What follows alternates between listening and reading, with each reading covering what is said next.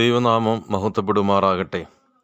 ദൈവിക വിശ്വസ്തത കാത്തുപരിപാലിക്കുക എന്നത് ആധുനികതയിൽ അത്ര എളുപ്പമുള്ളതാണോ എന്നത് ഒരു ചോദ്യചിഹ്നമാണ്.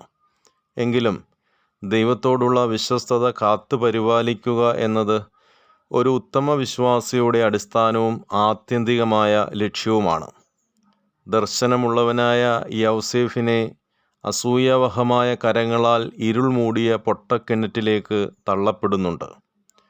പൊട്ടക്കിണറ്റിൽ നിന്നും രാജകൊട്ടാരത്തിൻ്റെ അന്തഃപുരത്തിലേക്കുള്ള യാത്രയിൽ യൗസേപ്പ് തൻ്റെ ജീവിതത്തിൽ കാത്തുപരിപാലിച്ചത് ദൈവത്തോടുള്ള വിശ്വസ്തതയായിരുന്നു. വിശ്വസ്തതയുള്ളവൻ്റെ ഫലം വിലമതിക്കുന്നതിലുമപ്പുറമാണെന്ന് ധാന്യച്ചാക്കിൽ നിന്ന് ഉപായിയുടെ സന്തതികളായ യൗസേപ്പിൻ്റെ സഹോദരങ്ങൾ യാത്രാമധ്യേ മനസ്സിലാക്കുന്നുണ്ട്.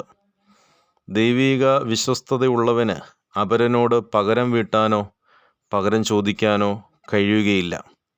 നിശബ്ദതയുടെ ജീവിത വീഥിയിൽ അവരെ ചേർത്തു നിർത്തുവാനേ ദൈവിക വിശ്വസ്തതയുള്ളവന് കഴിയുകയുള്ളൂ.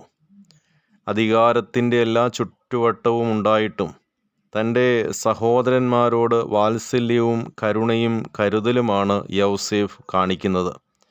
പക വീട്ടുവാനുള്ളതല്ല എന്നതാണ് ക്രിസ്തീയ ധർമ്മം. സർവ്വതും ദൈവത്തിലേക്ക് സമർപ്പിക്കുക, ദൈവത്തിൽ വിശ്വസ്തനായിരിക്കുക. നോമ്പ് നമ്മോട് പറയുന്നതും നമ്മെ പഠിപ്പിക്കുന്നതും അതുതന്നെയാണ്. സങ്കീർത്തനം 35-1 നാം വായിക്കുന്നുണ്ടല്ലോ, യഹോവേ, എന്നോട് വാദിക്കുന്നവരോട് വാദിക്കണമേ, എന്നോട് പൊരുതുന്നവരോട് പൊരുതണമേ. യൗസേപ്പ് തൻ്റെ എല്ലാ പ്രതിബന്ധങ്ങളും ദുരിതങ്ങളും ദൈവത്തിൽ സമർപ്പിച്ച് ദൈവത്തോട് വിശ്വസ്തതയുള്ളവനായിരുന്നു. അതുകൊണ്ട് തന്നെ ഉന്നതങ്ങളിൽ ദൈവം അവനെ എത്തിക്കുന്നുമുണ്ട്. പ്രതികാരത്തിൻ്റെ കൈക്കരുത്ത് തൻ്റെ സഹോദരന്മാരോട് കാണിച്ചിരുന്നുവെങ്കിൽ യൗസേപ്പിൻ്റെ ദൈവിക കടാക്ഷം അവനിൽ നിന്ന് പൊയ്പോയേനെ. നോമ്പ് കാലഘട്ടത്തിലൂടെ ദൈവത്തിലുള്ള വിശ്വസ്തത നമുക്ക് ബലപ്പെടുത്താം. ദൈവ കടാക്ഷം ജീവിതപാതയിൽ നമുക്ക് പ്രകാശമായിരിക്കട്ടെ. ദൈവം അനുഗ്രഹിക്കട്ടെ.